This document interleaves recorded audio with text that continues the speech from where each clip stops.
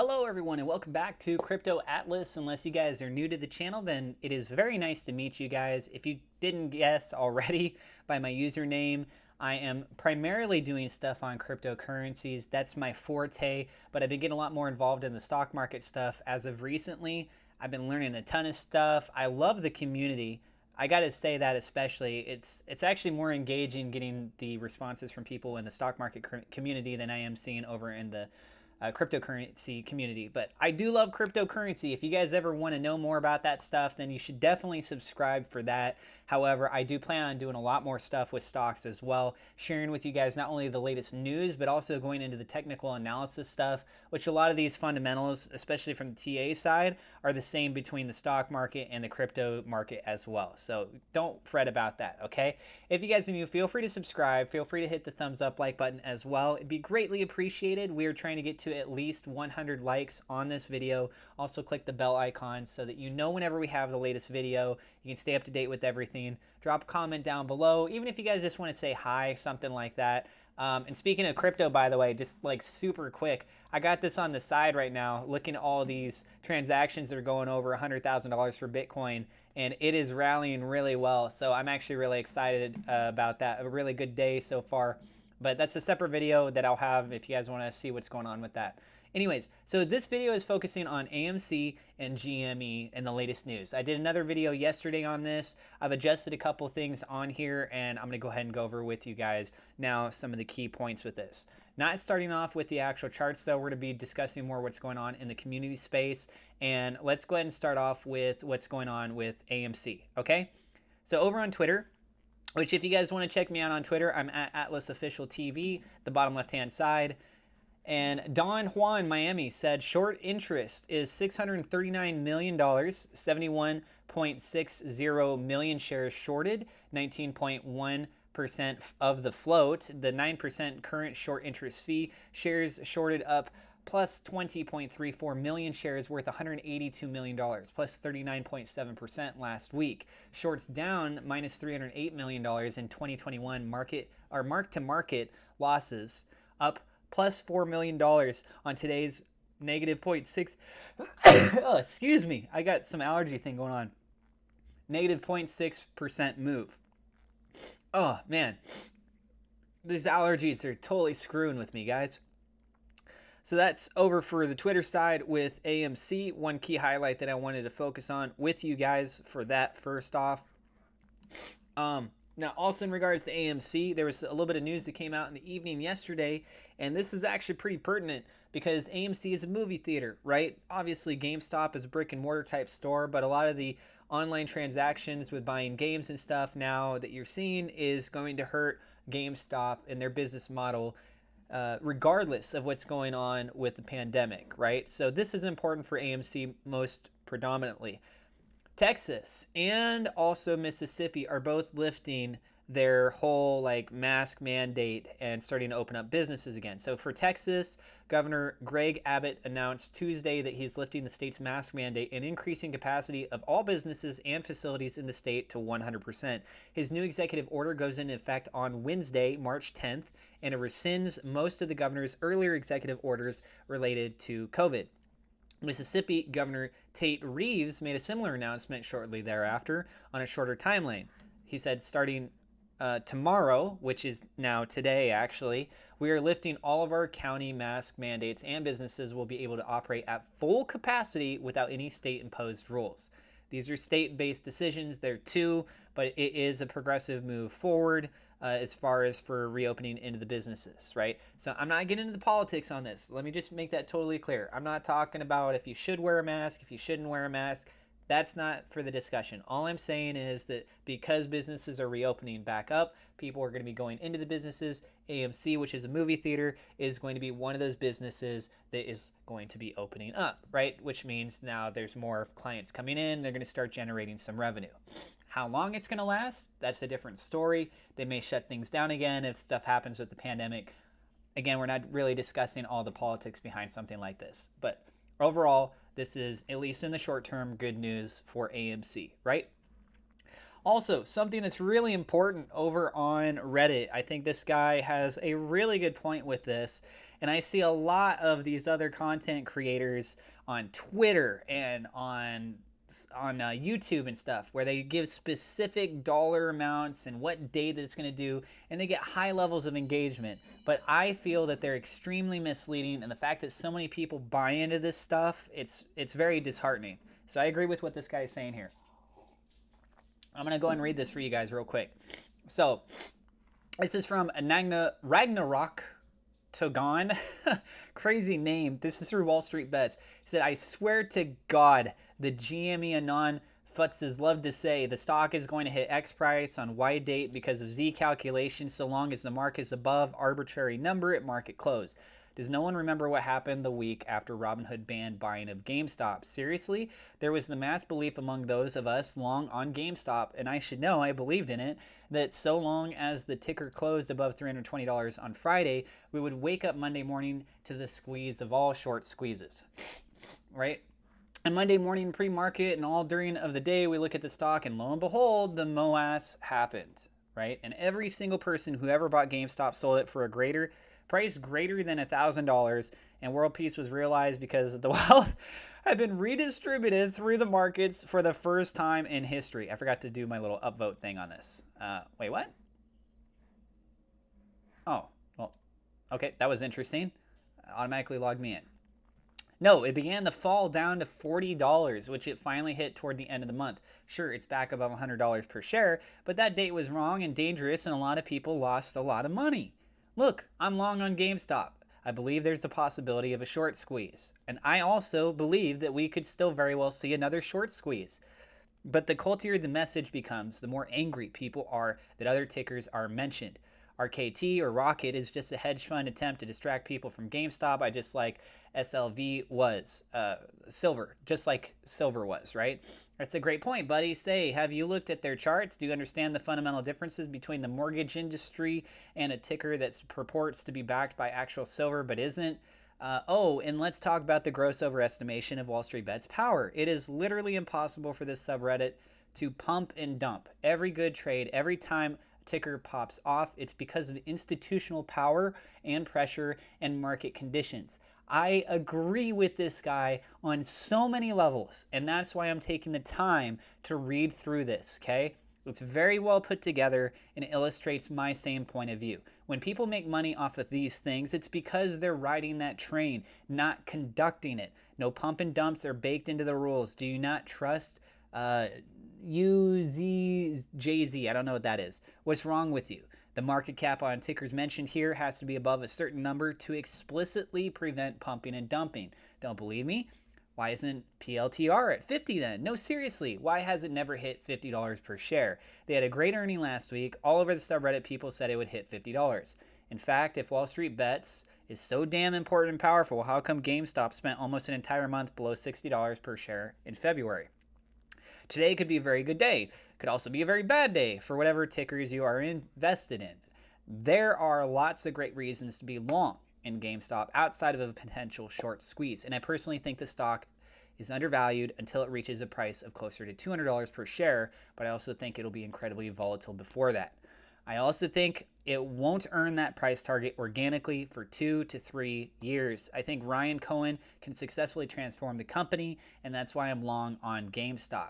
I also feel pretty darn confident that they're going to be able to transform from a brick and mortar store, focusing more on online and potentially even delving into some other markets that are related to the industry space, still staying to their core roots of the gaming industry. I do feel more confident with something like that. But if they stay as a brick and mortar store and they keep the same kind of business model, then they are not going to be able to hold on for very long, guys. And I also agree. I think this is a little bit more of a longer play for these prices. We could see a temporary pump type situation, but if you're looking for it to go to $500 to $1,000 in the short term, man, it's looking pretty tough on something like that, guys. And they said, I also think it won't earn that price target organically for 2 to 3 years. I think Ryan Cohen, I already read that part. So rather than convincing yourselves that you know everything, that it's all going to work out in a specific way at a certain date because of this information, why don't you relish in the fact that you don't know? Because I certainly don't. I don't know anything. I'm a effing idiot who makes financial decisions based off of gut feelings and the things I've read on a subreddit filled with other idiots. And that's beautiful all on its own, right? Apes together strong. Ah, man. You notice we don't say like aliens together strong or like Einstein's together strong. We say apes and we call each other idiots, and there's other words that people use for this kinds of stuff through the subreddit as well, right? So I just think that's a very important point that you guys should be aware of in regards to that. Now, also in regards to GameStop, something else that was shared. This is from Mr. Billions over on Twitter. This was actually posted on March 1st. I didn't relate to this in yesterday's video. I wasn't aware of it, and I actually think this is pretty interesting. They said they're nowhere close to delta neutral. The pressure is on them so hard that one wrong move they make would be no different than a race car driver wobbling the steering wheel just a little too much to lose control and smash the wall at 200 miles per hour. All right, so take a look at this. I looked at the entire options chain and I found that MM's delta exposure is over 25 million shares and how it will accelerate the short squeeze to legendary levels. Yesterday, I published my findings of how many shares MM needs to own in order to be delta neutral. However, I only went to March 19th as I naively assumed that there was not enough open interest to significantly affect their exposure. I was wrong. Their exposure is over 25 million shares. This can only mean two things. They own millions of shares and calls, or they are not delta neutral, right? Market makers must be delta neutral in their position, which means even at the low price of $101, they must own massive amounts of shares and calls, or they must purchase them. This implies that market makers are walking the tight line of causing a massive gamma squeeze, the likes of which we have never seen, or half the float is locked up to hedge. Now, we have seen a massive squeeze before with Volkswagen. So to make a statement like one that we've never seen before, that $1,000 price point, what we were kind of talking about just a minute ago, that could be possible. I'm not saying that it's not impossible to happen, don't get me wrong, but things need to line up in a very particular way, and it just kind of falls into place as it happens, right? Okay, so if they use calls, or wait, this applies market makers are walking tight line and causing massive gamma squeeze likes which we have never seen, or half the float is locked up to hedge. If they use calls to hedge, they will dig their own grave as it will push the price higher as other market makers need to start covering massive amounts of ITM calls. This means that if they bought ITM calls to hedge, it will accelerate the gamma squeeze. So what should they do? Do they buy 25 million shares? It's a lot of money. Or do they buy massive amounts of call options? We're talking in excess of 250,000 calls and accelerate the gamma squeeze.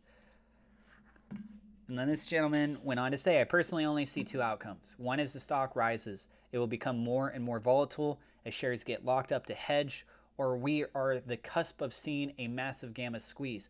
Both outcomes will exacerbate the short squeeze, right? One of the biggest takeaways with this is that for these things to happen, you have to hold on to your stock, okay? That's just a simple answer. And when I say you, I mean all of us have to do it. It has to be a team-based effort. If a bunch of people start bailing on this, then of course it starts to fall apart. You could be doing your part, right? And don't be upset if you're doing your part and it starts to fall apart. It wasn't because of you. It's because other people lost faith. It's because other people didn't do their research. It's because other people had big bags and they took a different approach on something like this, right? So news changes, updates happen. Okay, now we're going to take a look at some of the things going on with the short shares availability. Let me go ahead and refresh it just to make sure we are still up to date with everything here as of the time of me recording this video. All right, so it says time since last change was 10 hours ago. This is for March 3rd. This is for AMC, okay? So AMC short shares availability is 150,000. The short borrow fee rate is 8.95. In my video yesterday, when I had highlighted this, just so you guys know, for AMC, which you guys can see right here, listed under the short borrow fee rates, it says AMC right there. That was at 600,000 short shares compared to the 150,000. That's a big difference, right? And then the short borrow fee rate was 8.65, now having gone up to 8.95. By comparison, let's go ahead and go take a look at what happened with GameStop from yesterday to today. So if I swap over here to the GameStop side, we can actually just go ahead and scan through this a little bit more forward, I think, unless I go back. Okay, I just had to go back. There we go. So for GameStop, we are currently at 200,000 short shares available. So compared to the 250,000 short shares available. So a decline, right? And then also for this, we have the short borrow fee rate of 8.65% for GameStop. That has dramatically dropped down to 1.84%. So big transition movements going on for both of these in comparison to yesterday. You guys let me know what you're thinking on this, but this is getting really interesting really quick for me. Okay, and so this is actually what a cup and handle pattern looks like. Now we're going to go into the charts themselves. I'm going to be focusing on AMC first. Why am I showing you a cup and handle? If you guys don't know, this is a technical based identifier suggesting that we are going towards a bullish trend continuation up, right? So in this, if I actually take a look at this on a day chart right here, this looks like a bowl, doesn't it? Right, so where is the handle? And the handle formation actually looks like it's essentially on this baseline right here. The top of the handle is in the formation like this. Ideally, I think we would like to see it have a more of an angle drop, but this is still pretty darn good. So if this is a circumstance that is playing out appropriately, then that means that we are on the verge or on the cusp, almost like a pun, except it's not a cup, it's cusp. But anyways, we're on the verge of finally having that big push up, right? And if you guys go ahead and take a look at this, I'm going to go ahead and remove these just so that we can see things a little bit more cleanly here. On the new daily candle position, actually on the daily candle closure for post market, it did drop down a little bit further. It went down to $8.40, was it 48 cents? I think it was $8.48 that I set up right here for the daily candle close post market. Pre-market, we don't know what's going to happen with that, but we do want to take a look at some of the key factors. So obviously this is going to be the position on the new daily candle right here going into a Thursday candle. And if it decides that it wants to go up, it's going to have to break above $8.69 to get across this top level of resistance. I did move this level of resistance over because we did have that big break that was right there and a couple other reference points. So especially for AMC, this feels a lot more substantiated. We're still in that descending triangle pattern, typically suggesting a little bit more of a likelihood of us actually going down further, but we're on that top position, so you still have a good chance of breaking out, and we're very close to that point, right? So that's something to keep in mind. So if we go above our level here of like $8.69 or $8.70 range, and we can go further above, we're going to see more resistance at $9.41, another level occurring at $11.14, and pushing up beyond that. It's just going to have further breaks, guys, going at $13.33, etc. And realistically, we could see a potential move up to $24 just based off of this position with the descending triangle and where we are actually looking at a potential breakout. Okay, that's on the upside. Now, let's say it decides it wants to have a further drop down. So holding it right around the $8.50 range is going to be pretty darn important. The fact that we closed out in that zone is a little bit concerning. We don't want to get below $8 realistically. And so if it drops below $8 with this 21 EMA and the way that it's trending over here, we're going to be looking right around a zone, potentially around $7.50 to around $7.40. Breaking below that $8 region zone, right? So that's not ideal. We want the squeeze to happen. We want to get a little bit of fuel added into the fire in this to really start popping up. Volume is very low on this stuff too, right? So a lot of people were talking about this. A lot of people were engaging. And what's going on? That's the big question. So why are people not funneling into this? And you guys can actually see most of the high level volume days were sell days, right? If apes are strong, if apes actually come together on this and we want this to pump, people have to buy. Nobody is buying. You see the little threads and stuff on Twitter, people saying that they're buying more. Now everyone's holding. Okay, great, but more people need to buy. That's the problem. We're not seeing much in volume. It needs to start kicking up, guys, and it needs to start kicking up pretty fast, pretty soon here. All right, so that's looking at it from the AMC side. Let me go ahead and make sure that this is saved, and then we're going to go take a look at what's going on with GameStop. And again, if you guys are enjoying everything, please don't forget to subscribe. And looking at GameStop, right? Oh, don't forget to hit like and the bell button.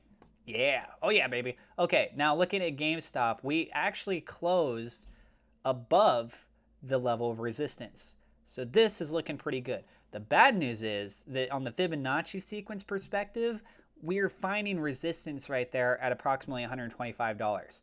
So the daily candle after the market was like at 125. So they're like right in tandem, right? We got to get above this level. Okay, that's the first major level of resistance. Focusing on getting above that level. If we can manage to do that, then we could see a potential further continuation up, right? And similarly, what I was talking about with what's going on with AMC, in this regard, we could potentially see it now that it's actually broken out. If it holds this and moves up further, we could see this go up to approximately $570, right? And the way that you do this is you actually take the discrepancy between these points on a descending triangle and you use that on the breakout zone. And so overall, this is looking like a pretty good kind of point reference right here. It's like around $570. That actually breaks above our previous all-time high on this point right here and even puts us almost to the halfway zone trying to get to another higher position, which people are talking about, you know, like $1,000 and stuff like this. So realistically, there is potential for a $570 price point of GameStop based on a descending triangle pattern in this formation, right? This is some of the basic formations on TA. So do keep that in mind, guys. And ideally, first off, we get past that first level that I was talking about, and then we get to $193. Getting past $193, we're going to see $248.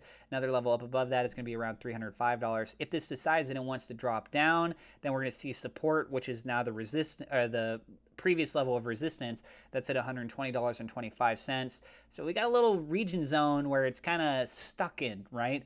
If it drops further below that, we're in the red territory on this Fibonacci, and we're going to see some support back around $87, okay? $86.85 or so. More than likely going to have a bounce off of that, but it depends, like how much people are just going to start panicking and pulling out of something like this. We've been seeing a decline in the volume. This also needs to swing back up as well. And the volume for this, the RSI for this is a little bit above the median zone, so starting to get bought a little bit more, but guys, it's still got plenty of room to grow, and it's the same kind of sentiment I was talking about before. People need to start pumping these things. If they're going to start pumping these things, people need to buy. No one buys, the price isn't going to move. That's just the simple fact of the matter, right? Okay, I'm going to go and wrap up the video there. I actually made this longer than what I intended to. Kind of a bad habit that I have, but I try to get a lot of information for you guys, and I hope you do appreciate it. And once again, if you guys are new to the channel, don't forget to hit subscribe. Hit the thumbs up like button as well. Let's try and get this video to at least 100 likes. I almost said 1,000. I mean, if you guys if you guys want to help me get to 1,000 likes, awesome. Click the bell icon as well so that you guys know whenever we have the latest video, the latest news, technical analysis. I'm not a financial advisor, guys. Just, you know, like the little disclaimer thing. I think I said that earlier, but anyways, let me know in the comments what you guys think about everything. Let's build an awesome community here. Appreciate all of you guys being here, and I will see you in the next episode.